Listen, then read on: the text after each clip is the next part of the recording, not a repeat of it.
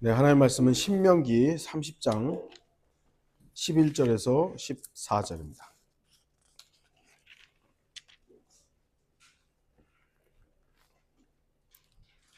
신명기 30장 11절에서 14절 말씀입니다.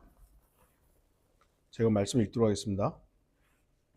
내가 오늘 내게 명령하는 이 계명은 내게 가려진 것도 아니고 그리 먼 것도 아니며 그것은 하늘에 있는 것들도 아니니 내가 말하기를 누가 우리를 위하여 하늘에 올라가서 그것을 우리에게로 가져와 우리로 그것을 듣고 그것을 행하게 하랴 할 것이 아니며 그것은 또한 바다 건너에 있는 것도 아니니 내가 말하기를 누가 우리를 위하여 바다를 건너가서 그것을 우리에게로 가져다가 우리로 그것을 듣고 행하게 하랴 할 것이 아니니라. 오히려 그 말씀은 내게 아주 가까워 내 입에 있고 내 마음에 있으니 너는 그것을 행할 수 있느니라. 결코 멀리 있지 않다. 먼저 질문 하나 하고 시작하겠습니다. 여러분에게 성경은 어떤 책입니까? 장식품입니까? 아니면 귀중한 보물입니까? 보물이라면 여러분은 이 책 때문에 생명을 내어놓을 수 있겠습니까?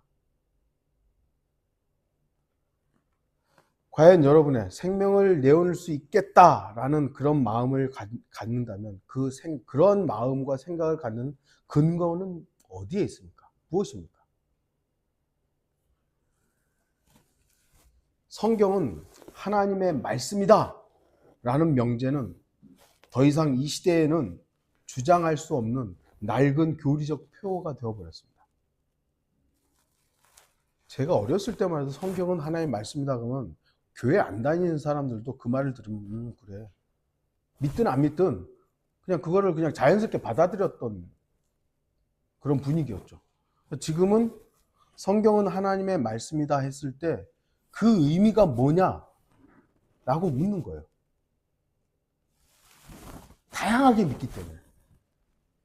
그러니까 예전에 전통적으로 믿었던 그런 방식의 성경은 하나님의 말씀이다라고 믿는 게 아니라 다 이제 생각들이 달라요. 그 말을 하는 저희가 다른 거예요. 아직도 한국 교회는 이 말이 통용되고 있죠. 성경은 하나님의 말씀입니다. 그거 말하지 않는 목사가 누가 있어요? 다 그렇게 말하지. 그런데 실제로 성경을 하나님의 말씀으로 믿기 때문에 이 말을 사용하는 것이 아니라 이 말은 의도를 갖고 하는 말이에요. 성경은 하나님의 말씀입니다. 그래서 이 말씀을 선포하는 목사는 하나님의 선택된 종입니다. 하나님의 선택된 종의 말은 곧 하나님의 말씀입니다. 이런 식으로 가르치는 거예요. 그래서 결국은 무지한 성경을 제대로 알지 못하는 성경을 믿지 않는 많은 소위 말하는 교인들은 그 말을 그대로 믿고 목사님의 말씀이 하나님의 말씀이지 아니죠. 그거는 목사님의 말씀이 하나님의 말씀은 아니에요. 목사는 하나님의 말씀을 선포할 뿐이지 목사가 하는 말이 하나님의 말씀은 아닌 거예요. 근데 이 구분이 안 되니까 목사가 뭐 말만 하면 그건 곧 하나님이 하시는 말씀으로 여겨버리는 거죠. 그러니까 문제가 발생하는 거예요. 주의하십시오. 저를 포함해서 어떤 목사도 성경적 설교를 하면 그것은 하나님의 말씀을 포함하는 것이에요. 하지만 목사의 설교가 하나님의 말씀을 포함하지 않으면 그건 자기 주장일 뿐입니다. 여러분들 그걸 잘 구분하셔야 돼요. 그렇기 때문에 그리스도인들은 베레아 사람들처럼 진심으로 말씀을 받아들이고 그 말들이 정말 그러한가 하여 매일 성경을 상고해야 되는 겁니다. 여러분들이 오늘 들은 이 설교가 하나님의 말씀에 부합하면 여러분들은 진심으로 받아들이면 돼요. 근데 그게 하나님 말씀과 부합하지 않으면 저건 그냥 윤 목사가 개인적으로 하는 주장이야. 저건 틀렸어. 구분하셔야 되는 겁니다. 이 세상에 성경만큼 문제를 많이 일으킨 책이 어디 있습니까? 이 한 권의 책 때문에 수백, 수천만 명의 순교자들이 생겨났습니다. 바로 이 책에 기록된 내용을 믿고 이 책에 기록된 대로 살았다는 이유만으로 유대인들로부터 그리스도인들까지 너무나도 많은 사람들의 생명이 잃었습니다. 로마 제국은 공식적인 10번의 박해를 통해 유대인들과 그리스도인들을 죽였고, 기독교가 공인된 이후, 콘스탄틴 이후로 로마 카톨릭에 의해서 성경을 믿는 그리스도인들, 많은 침례교도들이 수천만 명이 목숨을 잃었습니다. 또한 러시아의 볼셰비키 혁명 이후 당시에만 해도 3만 명의 침례교 목사들이 공산주의자들에 의해서 순교를 당했고요. 중국과 중공과 북한과 다른 여러 공산주의 국가에서 수많은 그리스도인들이 또한 목숨을 잃었습니다. 지금도 여전히 진행 중이고요. 더해서 이슬람 지역의 그리스도인들은 공개 처형을 당하면서까지 예수 그리스도를 믿는 그 믿음을 포기하지 않았습니다. 그러니까 아까도 좀 칼빈이나 이런 사람들 얘기했지만요. 그들 가운데는 자기 신념 때문에 죽은 사람도 있겠습니다. 정말 믿음으로 예수 그리스도를 버리지 못하고. 근데 그들 가운데 교리가 우리가 좀 다를 수도 있잖아요. 어떤 정말 그 위급한 상황에서, 아니 순복음 교회인 가운데서도요, 방언을 주장하는 사람들 가운데서도요, 순교한 사람들이 있어요. 그럼 그 사람은 구원 못 받는 겁니까? 다른 교리를 믿었다고 해서? 왜 우리는 나만 옳다고 생각하는 거죠? 우리가 옳은 게 아니라 하나님의 말씀이 옳은 거잖아요. 그거를 우리는 조금만 내려놓으면요, 정말 많은 것들을 볼 수가 있는데, 이거를 결국은 저의 결론은 뭐냐면 자기의예요. 자기의. 나만 옳아. 내가 믿는 것만 옳아. 그런 게 어디 있어요? 어쨌든 수많은 그리스도인들이, 성도들이 생명을 바꿔가면서 예수 그리스도, 아니 도대체 예수 그리스도가 어떤 분이신데요? 그분의 말씀이 기록된 이 책이 도대체 뭔데 가장 소중한 생명을 포기하면서까지 지켰던 겁니까? 제가 말씀드렸지만 여러분은 반드시 순교 역사를 기록하고 있는 팍스의 순교사와 피터 로크만의 신약교회사를 읽어봐야 됩니다. 읽기가 뭐하면, 제가 그때 김기준 목사님, 우리 교회에도 연결해놨다 그랬죠. 김기준 목사님의 교회사를 한번 들어보세요. 유튜브로 쭉 들어보면은 여러분에게 정말 많은 것들을 알 수 있게 될 것입니다. 성경 다음으로 여러분들이 알아야 될 게 교회사예요. 이 순교의 역사는 한 권의 책, 성경과 뗄래야 뗄 수 없는 관계가 있기 때문입니다. 그래서 러크만도 가장 그리스도인들이 읽어봐야 될 게 성경 다음으로 교회사예요. 그 다음이 세대적 진리. 그 다음에 뭐 이제 몇 가지가 더 있지만요. 여러분은 예수 그리스도 때문에 죽을 수 있습니까?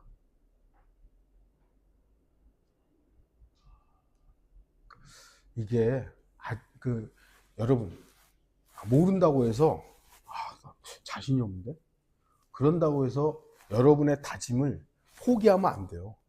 아직 실제로 다가오진 않았지만 그 마음의 결심은 여러분이 가지고 있어야 실제로 닥쳤을 때 그것이 가능할지 이게 되는 건데, 아예 다가오지도 않은, 난 도저히 못하겠는데, 그 사람이 과연 정말 주님 위해서 죽을 수 있겠어요? 우리의 성향, 저도 마찬가지지만 아직 나는 그 순간을 당해보지 않았기 때문에 몰라요, 우리는. 하지만 그래, 나는 주님 위해서 난 죽을 수 있어 라는 그 다짐이 우리에게, 그것이 지금 없다면 뭐예요, 그러면? 여러분 그 다짐을 하셔야 돼요. 나는 그거를 정말 이룰지 안 이룰지는 그 당시에 가봐야 아는, 우리 인간 본성은 그렇지만, 그럼에도 불구하고 우리는 주님 안에서의 다짐, 주님으로 인한 다짐을 가져야 되는 겁니다. 많은 기독교인들이 예수 그리스도와 성경을 동일시하지 않습니다.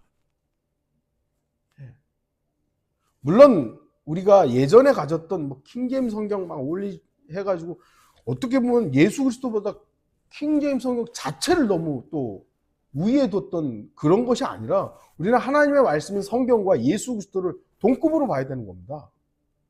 말씀이 곧 하나님이시잖아요. 말씀이 곧 하나님.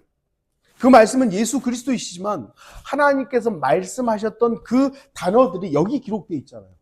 그러면 이 단어들, 이 글들은 하나님과 동일한 권위를 갖는 겁니다. 그래서 우리가 최종 권위라는 말을 하는 거예요.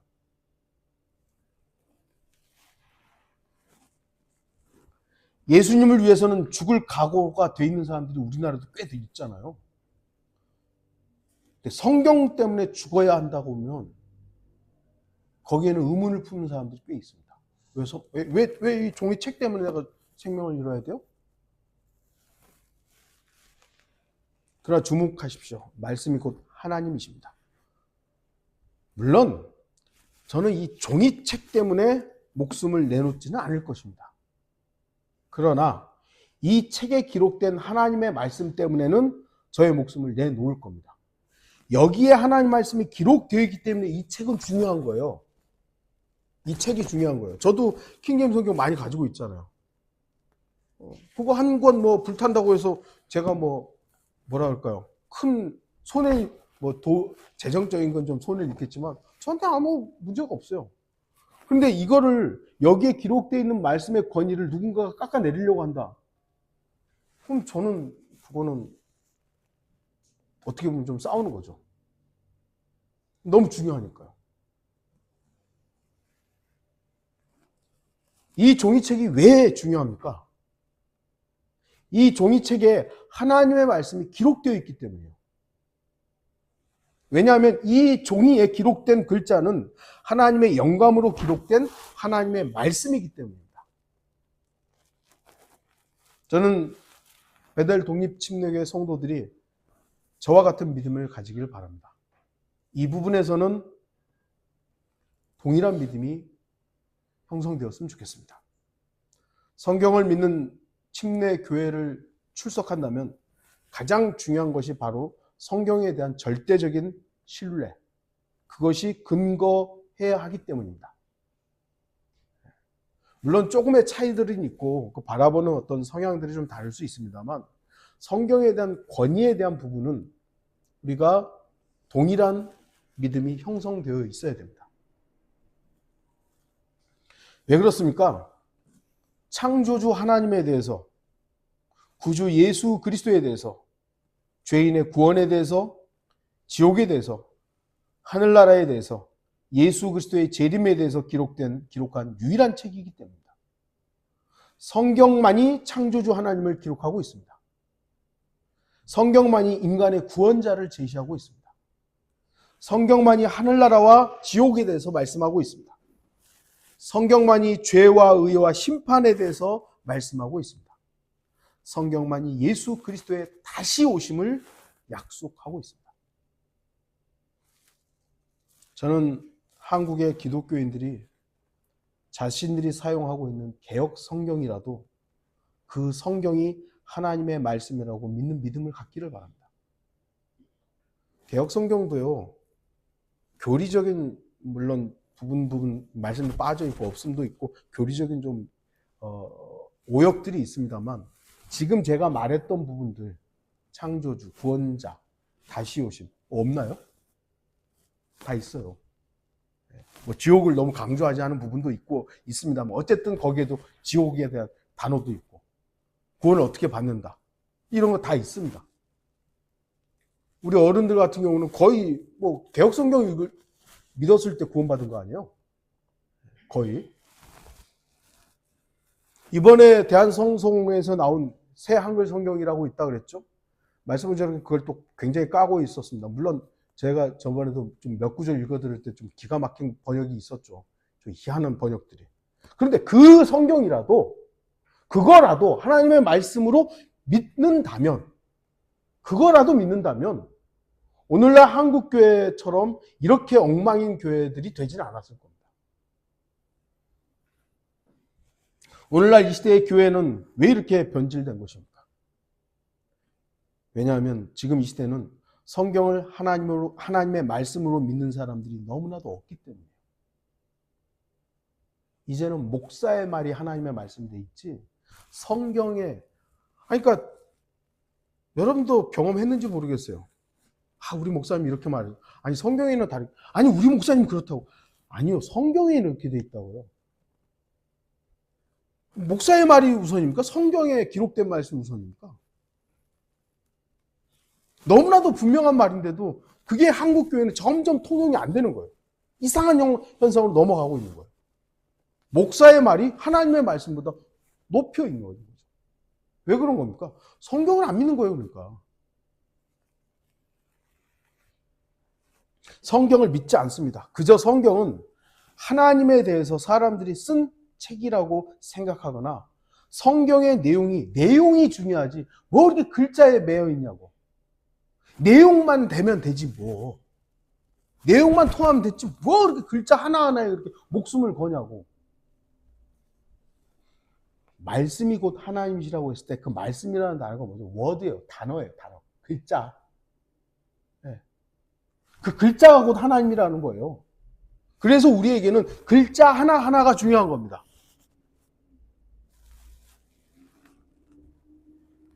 그 글자 좀 빠졌다고 뭐 이렇게 대수냐고. 막 그런 얘기 들으면 좀 짜증이 납니다, 저는. 성경을 기록하신 하나님께서는 어떻게 말씀하십니까? 신명기 4장 2절 너희는 내가 너희에게 명령한 그 말씀에 더하지도 말고 거기에서 빼지도 말고 내가 너희에게 명령하는 주 너희 하나님의 계명들을 지킬지니라. 잠언 30장 6절 너는 그분의 말씀들에 더하지 말라. 그분이 너를 책망하실까 함이며 내가 거짓말쟁이가 될까 함이라. 요한계시록 22장 18절 19절 이는 내가 이 책의 예언의 말씀들을 듣는 각 사람에게 증거함이니 누구든지 이것들에 더하면 하나님께서 이 책에 기록된 재앙들을 그에게 더하실 것이요 또 누구든지 이 예언의 책의 말씀들에서 삭제하면 하나님께서 생명의 책과 거룩한 도성과 이 책에 기록된 것들에서 그의 부분을 제하여 버리시리라. 저의 주장이나 침례교의 교리가 아닙니다. 하나님께서 기록하신 하나님 자신의 말씀에 하나님께서는 분명히 인간들 너네 마음대로 그 단어를 빼거나 더하지 말라라고 경고하셨습니다. 신명기는 구약의 첫 책이잖아요. 모세오경 첫 책이잖아요. 잠언은 구약의 중간 정도 있고요. 요한계시록 성경의 처음과 중간과 마지막에 하나님께서는 파수꾼을 딱 세워놓은 거예요. 그래서 더하지 말고 빼지 말라고. 왜 이 경고를 귀 기울여 듣지 않는 것이죠? 답은 간단합니다. 안 믿으니까요. 오늘 신명기 30장을 보겠습니다. 1절부터 쭉 보시면 그 내용들이 나오죠. 신명기 30장은 이스라엘 백성들이 드디어 약속의 땅 카나안에 들어가기 앞서서 하나님께서는 그들에게 다시 한번 모세를 통해 당부하는 말씀이 기록되어 있습니다. 이제 너네 약속의 땅 카나안 들어간다. 들어가기 전에 다시 하나님의 말씀을 상기시켜 주는 거예요. 그게 신명기 30장의 좀 이제 이후의 말씀들이죠. 10절을 주목하십시오. 내가 주 너의 하나님의 음성에 경청하고 이 율법책에 기록된 그분의 계명들과 그분의 규례들을 지키고 또 내가 내 마음을 다하고 내 혼을 다하여 주 너의 하나님께 돌아오면 그리 하시리라. 그러면서 오늘 본문 말씀을 하나님께서 말씀하시는 것입니다. 조금 풀었으면 너희가 지켜야 할 계명은 숨겨진 것이 아니고 멀리 있는 것도 아니다. 오히려 아주 가까이 네 입과 내 마음에 있다. 그렇기 때문에 지키기 어려운 것이 아니라 그것은 행할 수 있는 것이다. 라고 말씀하시는 것입니다. 여러분이 성경을 믿느냐 믿지 않느냐는 마음의 문제이지 책의 문제가 아니에요. 얼마나 완벽하게 번역되느냐, 얼마나 쉽게 얘기해서 최초의 원문과 얼마나 동일하느냐 그 문제가 아니에요. 성경을 믿느냐 믿지 않느냐 마음의 문제이죠.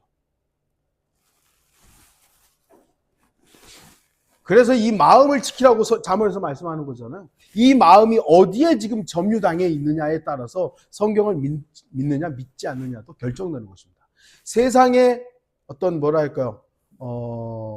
학문, 세상의 학문에 젖어 있는 사람은 성경을 세상의 학문으로 바라보게 되어 있는 거예요. 하지만 하나님의 말씀에, 하나님의 성령으로 충만한 사람들은 그 성령에 의해서 성경을 바라보게 되는 거예요. 어떤 사람은 창세기 1장 1절 읽으면서 이건 신화야 그러지만, 어떤 사람은 창세기 1장 1절 읽으면서 아멘 하는 거예요. 왜 그렇죠? 마음의 문제니까 그런 거죠. 어떤 사람은 요한계시록을 읽으면서도 예수님은 곧 오신다라는 말씀이 그냥 무슨 농담처럼 여겨지는데, 어떤 사람은 진지하게 그 말씀을 아멘으로 받아들이는 거예요. 왜요? 마음의 문제니까요. 지식의 문제가 아니에요. 그래서 여러분에게 또 묻습니다. 여러분의 마음은 지금 무엇으로 채워져 있습니까? 성령으로 채워져 있다면 여러분은 성령을 계속해서 더 간구하시고, 다른 걸로 채워졌다. 그러면 성령을 주님께 달라고 하면 주님 왜 안 주시겠어요? 여러분이 내가 정말 성령 충만하지 못하고 엉뚱한 걸로 채워져 있습니다. 주님, 저를 성령으로 채워주십시오. 왜 하나님께서 그런 걸 안 들어주시겠어요? 그러나 성령으로 채워지기 위해서는 나라는 고집을 내려놔야죠. 나를 비워야죠. 이 계명은 가려지지 않았습니다. 하나님께서는 자신의 말씀이 가려져 있지 않다고 말씀합니다. 누군가에게는 가려져 있지 않지만 누군가에게는 가려져 있어요. 왜 그렇습니까? 왜 어떤 사람은 가려져 있고 어떤 사람은 가려지지 않은 것입니까? 아까도 말씀드렸듯이 기록된 대로를 믿지 않기 때문입니다. 기록된 그대로, 하나님께서 기록하신 그대로를 믿지 않는 사람들이 얼마나 많습니까? 아까 좀 전에도 창세기 1장 1절을 왜 안 믿죠? 태초에 하나님께서 하늘과 땅을 창조하셨느니라. 왜 안 믿죠? 여러분 안 믿으세요? 이 중에 지금 그 창세기 1장 1절 안 믿는 분이 여기 있으면 큰일 나죠? 여러분은 왜 믿고 어떤 사람은 왜 안 믿는 거예요? 간단합니다. 기록된 대로를 안 믿기 때문이에요. 기록된 대로. 기록된 그대로 하나님께서 기록하신 그대로를 믿지 않는 사람들이 너무 점점 많아지고 있는 것이죠. 예수님 당시뿐만 아니라 지금도 마찬가지입니다. 예수님의 초림 어땠죠? 기록된 대로 오신 것입니다. 기록된 대로. 예수님께서는 기록된 그대로 십자가에서 식초를 마시도록 되어 있었습니다. 시편 69편 21절, 그들이 또 쓸개즙을 나의 음식물로 내게 주었으며 내 갈증에 나로 식초를 마시게 하였나이다. 기록된 그대로 뼈가 꺾이지 않았습니다. 시편 34편 20절, 주께서 그의 모든 뼈를 간수하사 그 중에 하나도 부러지지 않게 하시는도다. 기록된 그대로 부자의 무덤에 묻히셨습니다. 이사야 53장 9절, 그가 악한 자들과 더불어 자기의 무덤을 마련하셨으며 그의 죽음을 부자와 함께 하셨으니 이는 그가 폭력을 행사하지 않았고 그의 입에는 속임수가 없었기 때문이라. 이 외에도 너무나 많죠. 기록된 그대로 예수 그리스도께 정확하게 그 예언이 성취된 것들은 기록된 그대로 된 거예요. 말 그대로 기록된 글자 그대로 된 겁니다. 약간 바뀌거나 다르게 성취된 것이 아니라 구약 성경에 기록된 글자 그대로 성취된 것입니다.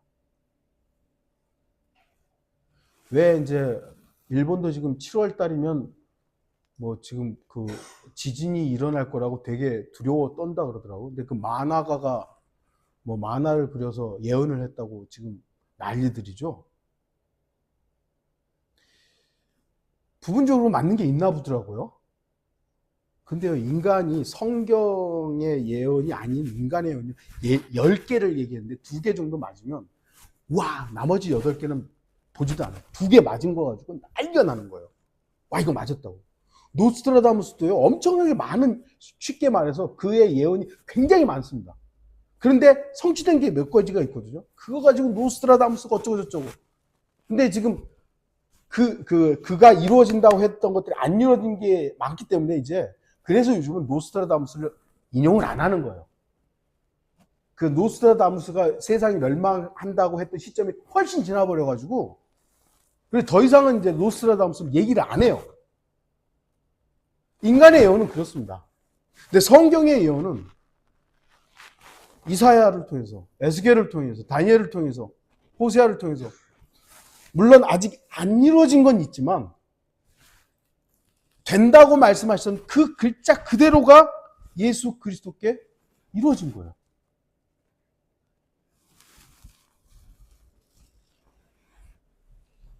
그래서 우리가 구약 성경의 이 기록이 글자 그대로 성취되었구나 하고 알 수 있는 겁니다. 만약 예수님께서 아리마대 요셉의 무덤에 묻히지 않았다면, 그 부자의 무덤에 묻히지 않았다면 이사야 53장의 예언은 그것이 성취되었는지 안 되는지 우리가 어떻게 알겠어요?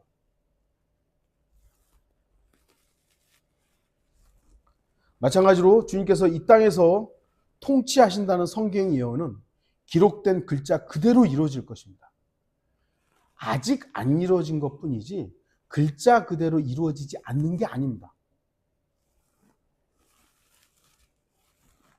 왜냐하면 예수님에 대한 구약 성경에 기록된 그 예언은 기록된 그대로 성취되는 것이 성경의 예언이기 때문입니다. 하나님께서 자신이 말씀하신 것을 이루지 아니하겠느냐라고 말씀하셨잖아요.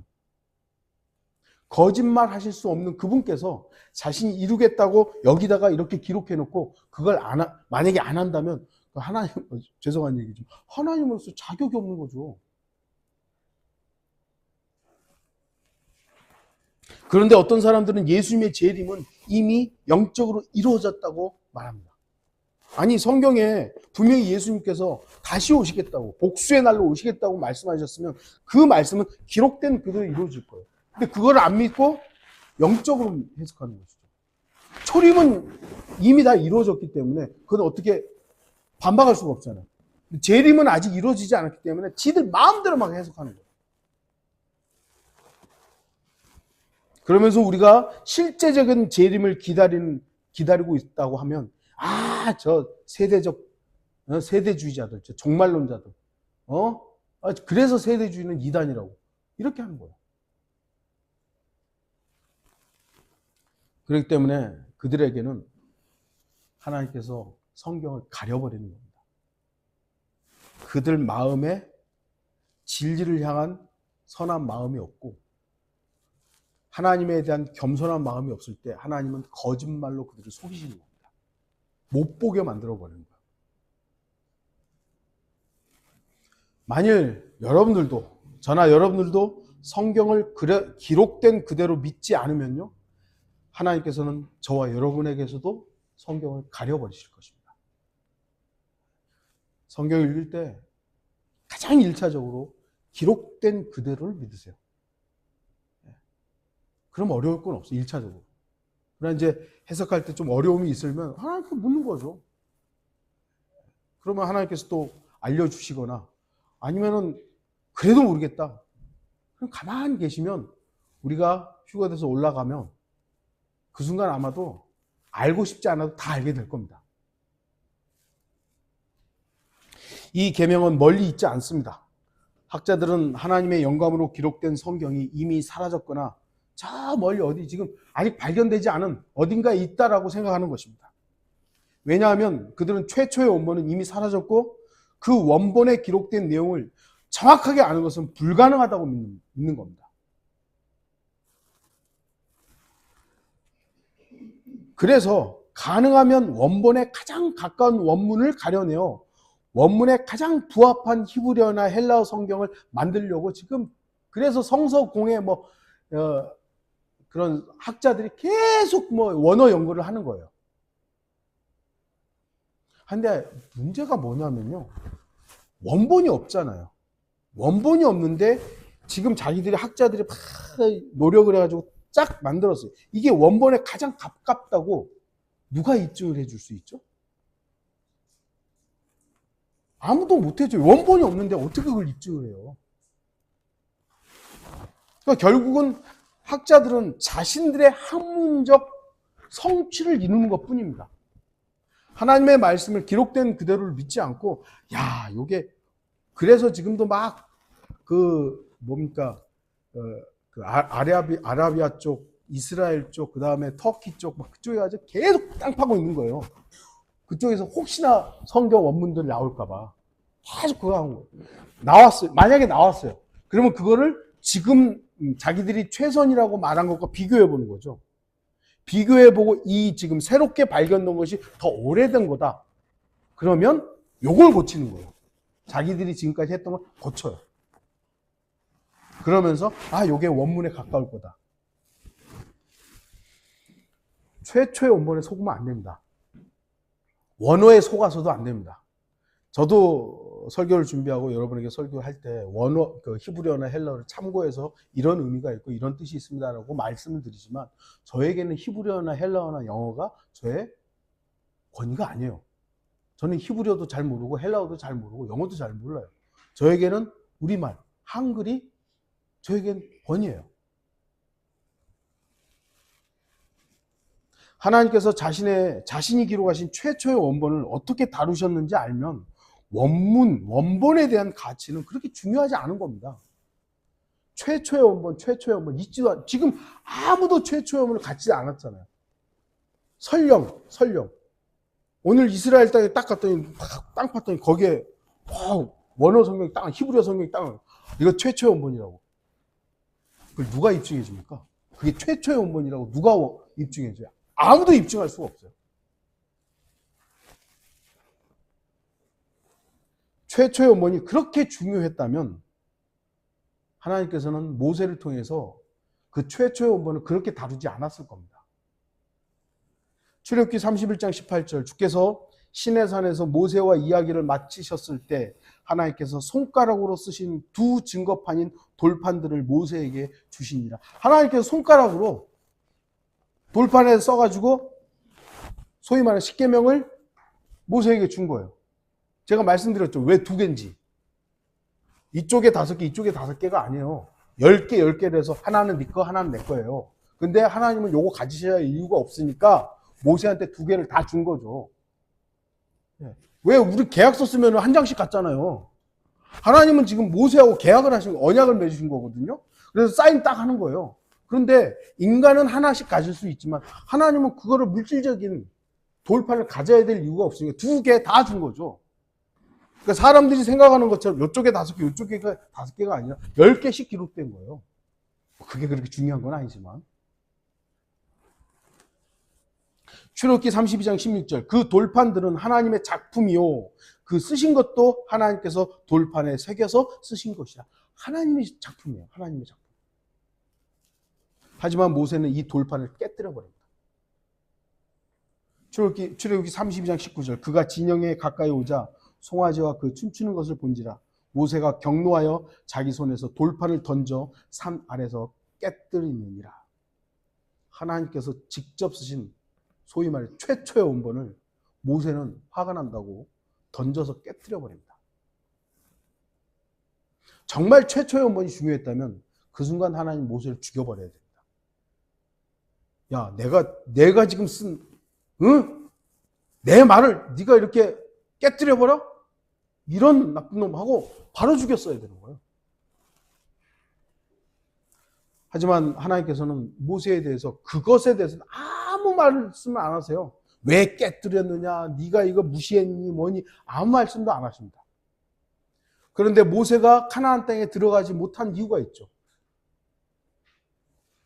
민수기 20장 12절 그러자 주께서 모세와 아론에게 말씀하시기를 너희가 나를 믿지 아니하고 이스라엘 자손의 목전에서 나를 거룩하게 하지 아니하였으므로 너희는 이 회중을 내가 그들에게 준 땅으로 데리고 들어가지 못할 것이라. 모세는 약속된 땅에 못 들어가요. 결국. 왜 못 들어가냐? 돌판을 깨서가 아니라 하나님을 안 믿었다는 거죠. 무슨 말입니까?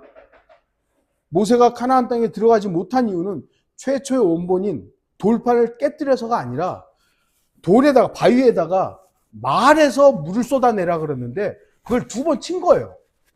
그래서 야 네가 나 안 믿었구나. 넌 나를 안 믿은 거야. 그래서 가나안 땅에 못 들어간 거예요. 돌판을 깨뜨려서가 아닙니다. 하나님께서는 자신이 쓰신 자신의 작품에 대해서 어떻게 하셨습니까? 출애굽기 34장 1절 주께서 모세에게 말씀하시기를 너는 처음 것과 같은 돌판 둘을 깎으라. 그러면 내가 깨뜨렸던 처음 돌판에 있던 말들을 내가 이 돌판 위에다 쓰리라. 그냥 또 만들어주는 거예요. 또 만들어주는 겁니다. 하나님께서는 자신이 직접 썼던 자신의 첫 작품에 대해서 애착을 그렇게 갖지 않았습니다. 이거 내가 처음 만들었으니까 이거 너무 소중해. 근데 이게 모세가 이걸 깨뜨려. 에이 나쁜 놈. 이게 아니에요. 없어졌어요. 그래 내가 또 써줄게.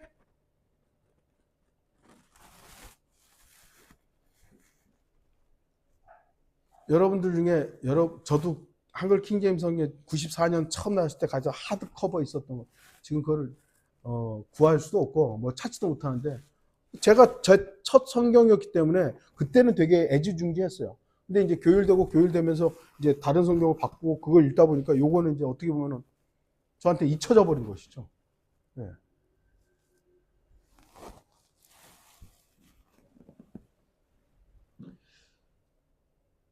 하나님께서는 자신이 뭔가를 만든 것에 창조주로서의 애착이 있습니다만 그만큼 자신이 썼던 첫 돌판에다가 그렇게 애착을 둔 게 아니었습니다. 최초의 원본은 그 정도의 가치가 있는 거예요. 그냥 하나님께서 주셨고 이게 없어졌어? 다시 주시는 거예요. 이 시대에는 하나님의 계명이 멀리 있다고 믿는 학자들이나 최초의 원본 타령하는 거예요. 그 누구도 확인할 수 없는 최초의 원본. 아까도 말씀드렸듯이 최초 원본이 나와도 그게 최초의 원본이지 아무도 입증을 못한다니까요. 그럼 중요한 건 나에게 있는 하나님의 말씀이 뭐냐인 것이지 알지도 못하고 보지도 못하고 믿을 수도 없는 최초의 원본이 있으면 뭐 할 거예요, 그거야. 이 외에도 몇 가지 더 있지만 최초의 원본에만 영감이 있다고 말하는 자들은 결국 지금 이 시대에는 정확하고 바른 하나님의 말씀은 없다고 믿는 자들입니다. 그래 이것도 괜찮고 저것도 괜찮고 이것도 괜찮고 다 그러는 것이죠. 그냥 참고해서 보면 된다고. 물론 참고해서 볼 수 있어요. 저도 다른 성서들 참고해서 여러분에게 설교할 때 이렇게 말씀드리잖아요. 그러나 내가 믿고 소위 말해 생명을 다해 지킬 수 있는 성경은 있어야 될 거 아니에요.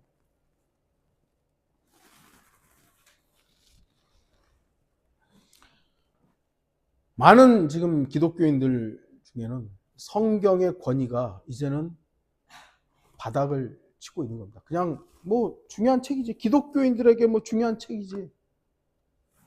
하지만 저와 여러분은 이 시대에도 우리가 믿고 실행할 수 있는 바로 그 말씀, 곧 우리 입에 있고 우리 마음판에 있는 하나님의 말씀을 가지고 있다고 믿는 것입니다. 여러분 그런 믿음을 가지고 계시죠? 이것이 정상적인 그리스도인의 믿음이에요. 정확한 하나님의 말씀은 지금은 없다라고 믿는 믿음과 지금도 그리스도인들이 믿고 실행할 수 있는 정확한 하나님의 말씀은 있다라고 믿는 믿음. 과연 어떤 믿음을 하나님이 기뻐하실까요? 하나님의 말씀인 계명은 아주 가까이에 있습니다. 하나님의 말씀은 멀리 있지 않습니다. 하나님께서는 결코 우리의 손에서 자신의 말씀을 빼앗지 않습니다.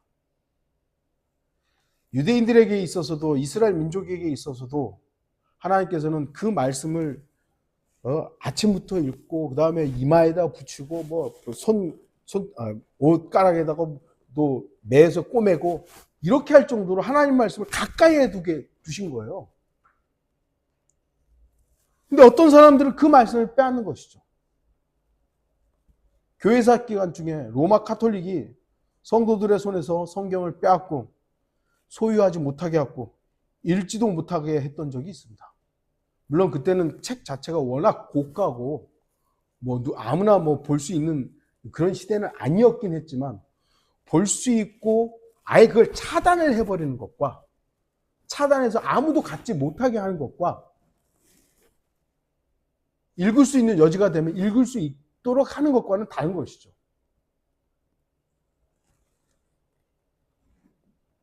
그때는 우리가 뭐라고 합니까? 로마 카톨릭 암흑기라고 합니다. 중세 암흑기라고 합니다. 근데 카톨릭은 이 암흑이라는 단어를 빼요. 그래서 중세시대, 중세교회사 이런 식으로 합니다. 암흑이라는 그 껌껌한 시대를 의도적으로 빼는 사람들이 카톨릭 학자들입니다. 그러나 우리 성도들은 그 시대가 가장 어두운 시대였다는 것을 알아야 되는 것이죠. 그래서 그 당시의 사람들은 무지 속에 있었고 어떤 삶을 살아야 할지도 모르는 시대였습니다. 그러다가 인쇄술이 발견되고 뭐 종이라든지 이런 것, 구텐베르크 뭐 역사적으로는 우리나라가 좀 앞섰다 그러는데 어쨌든 전 세계적으로 할 때는 구텐베르크의 인쇄술이라든지 이런 것들이 발견되고 하면서 이제는 많은 사람들에게 보급되는 거예요. 그러면서 소위 말하는 인문학이 발달되고 르네상스가 오고 산업화가 이루어지고 사람들이 자각을 한 거 아닙니까? 하나님의 말씀이 퍼지면서 그러는 거예요. 물론 엉뚱한 방향으로 간 것도 있습니다만 어쨌든 꽁꽁 싸맸던 로마 카톨릭, 하나님께서는 빛을 인간에게 주신 것입니다. 하나님께서는 그 무지의 때 가만히 눈 감고 계시지 않았습니다. 하나님의 말씀, 그 성경을 기록된 그대로 믿는 사람들을 사용해서 지속적으로 번역하고 출판해서 사람들이 보고 들을 수 있도록 하셨습니다. 그 대표적인 인물들이 우리가 잘 알고 있는 에라스무스, 엘지버 형제, 베자, 스테파누스, 윌리엄 틴데일, 마틴 루터도 있죠. 올리베탄도 있고요. 라이나 발레라라는 이런 사람들이 하나님의 말씀을 생명을 내놓고 번역을 하고 출간을 해서 보급을 한 거예요. 하나님께서는 자신의 말씀을 사람들의 손에서 빼앗는 사람을 싫어하십니다. 성경 읽지 못하게 하는 자들 하나님 싫어하십니다. 오늘날도 희한하게 목사들이 이제 성경을 성도들이 깊이 있게 연구하려고 하면 그거 잘못될 수 있으니까 위협한다는 식으로 그렇게 가르치잖아요. 성경 너무 많이 알면 이상하게 된다. 성경 공부 너무 많이 하면 이상한 이단에 빠질 수 있으니까 적당히 하라고. 그게 뭔 소리입니까? 마귀적인 것이죠. 하나님께서는 작은 능력을 가지고 하나님의 말씀을 지키는 것을 칭찬하시는 겁니다. 여러분에게 성경은 멀리 있습니까? 여러분이 집에 갔는데 성경이 쫙 있어요. 근데 안 잡으면 멀리 있는 거죠. 펼치지 않으면 멀리 있는 거죠. 지금도요, 이 마지막 시대에는 자신들의 언어로 된 성경을 가진 민족들이 대다수입니다. 그런데 우리는 우리 글로 된 성경을 읽을 수가 있습니다. 어떻게 보면 너무 많죠. 한국에는 이미 대략 30개 이상의 번역본들이 있어요. 개혁 성경, 개혁 개정판, 표준 세번역, 공동 번역은 이제 잘 사용도 안 합니다만, 그다음에 우리말 성경, 우리 글 성경, 그냥 넘쳐납니다. 킹제임 성경에서 번역된 성경만 해도 한 7, 8종이 나와 있잖아요. 어떤 사람들은 다 비슷하죠 뭐. 요 부분 좀 참고해서 이렇게 비교해서 보면 되죠 뭐. 내용이 비슷할 수는 있어요. 당연하죠. 알렉산드리아 사본이나 신의 사본 같은 경우 내용이 전혀 엉뚱한 것들이 몇 가지 이제 구약 외경들에는 전혀 비성경적인 것들이 들어있긴 합니다만 전체적인 내용이 다르지는 않습니다. 하지만 단어가 다른 겁니다. 단어가. 어떤 성경은 아예 없음이라는 것도 딱딱 있잖아요. 그러면 안 되잖아요. 어떤 단어를 빼버리면 안 되잖아요. 이쪽 성경에는 분명히 있는데 이쪽에는 그 단어가 없어요. 그럼 문제가 되는 거죠. 뭔가는 잘못된 거 아니에요. 뭔가는. 비교해보면 되는 거예요. 비교해보면. 저는 비교해봤고 소위 말해서 증거의 무게를 달아봤습니다. 여러분도 그랬고. 그래서 알렉산드리아 계열의 성경은 잘못된 거구나. 물론 그거 읽는다고 해서 구원받았는데 취소되고 이런 건 아니지만 심각한 오류가 있을 수 있고 예수 그리스도의 신성을 깔아뭉개고 예수 그리스도가 하나님이라는 사실을 가려버리고 삼위일체를 가려버리고 이런 거에는 그 성경에 문제가 있는 거죠. 그러니까 더 올바르고 더 정확하게 돼 있는 안티옥 계열의 성경을 우리가 취하는 거예요. 그런데 오늘날은 이런 문제에 관심이 없어요, 이제. 그렇게 비교해버리는 의지도 없어요.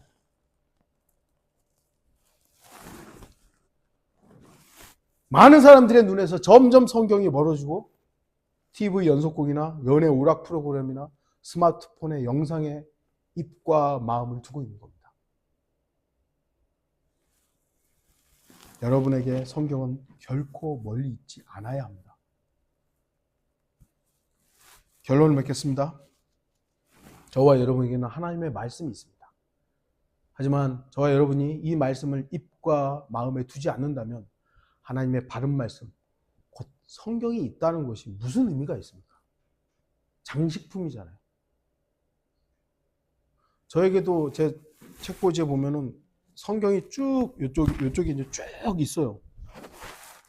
근데 저는 그거는 설교 준비할 때 간혹 빼서 이렇게 읽는 참고용이지, 그거는 그냥 저에겐 책이에요. 하지만 한글 킹제임스 성경이 저에게는 성경이에요.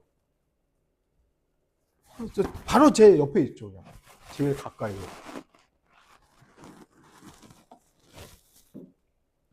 이스라엘 백성에게는 그 어떤 민족도 갖지 못한 약속의 두 돌판이 있었습니다. 그들은 그 돌판을 통해서 하나님의 변경될 수 없는 정확한 율법을 알 수 있었습니다. 기록이 돼 있기 때문에 바꿀 수가 없어요. 자기들 마음에 해석할 수도 없어요. 딱 기록돼 있으니까. 하나님 이외에 다른 신 섬기지 말라고. 살인하지 말라고. 기록이 돼 있죠. 바꿀 수가 없는 거예요. 그러나 그들은 그 언약의 두 돌판을 가지고 있었음에도 마음을 다른 것들에 빼앗김으로 인해 언약의 말씀을 어기는 목이 곧은 민족이 되어버렸던 것입니다. 마음의 문제였죠. 저와 여러분도 마찬가지입니다. 성경이 있으면 다 된 겁니까? 바른 말씀이, 바른 성경이 있으면 이제 나는 킹제임스 성경이 있으면 됐어. 된 겁니까? 아닙니다. 이 책을 입에 두십시오. 읽고 묵상하십시오. 암송하십시오. 이 책을 마음에 두십시오. 공부하고 깊이 있게 묵상하십시오. 소크라테스와 공자가 제자들을 가르치는 공통된 방법이 있었다고 합니다. 뭐냐면 계속 질문하는 거였다고 합니다. 네. 공자도 제자들한테 질문하고 소크라테스도 질문하고 그러면 또 이제 제자들도 질문하고 계속 질문을 왔다 갔다 했다 그래요. 저는 여러분들이 성경을 읽고 질문하기를 바랍니다. 자, 이런 설교 할 때마다 여러분들 말씀드리죠. 네, 질문하시라고.